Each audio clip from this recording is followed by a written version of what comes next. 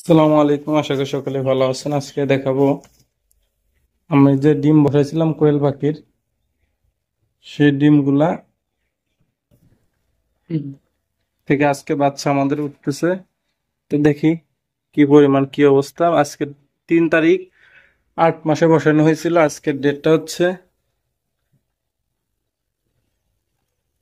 হলুদ দেশি পিঁপড়া ওঠে ডিমে। এই যে আজকে হচ্ছে 19 তারিখ, 19 অর্থাৎ এদিকে 3/8, আজকে 19/8, অর্থাৎ এই 16-17 দিনে আমাদের ডিম থেকে বাচ্চা কিন্তু বেরোচ্ছে। এই হচ্ছে বিষয়। তা বেশিক্ষণ ভিডিওটা করতে পারবো না, কেননা ডিম থেকে বাচ্চা বেরোচ্ছে। আরএইচটা খুব জরুরি। এখন আরএইচ প্রায় আছে 90। তা বাচ্চা আরো কিছু বেরোচ্ছে ডিম থেকে। এই দেখেন, এই দেখেন, এই যে আরো এক লাইট দিচ্ছে, বেরিয়ে গেছে, আরো বেরোচ্ছে। এই পিঁপড়ার জন্য হলুদ দেওয়া লাগছিল।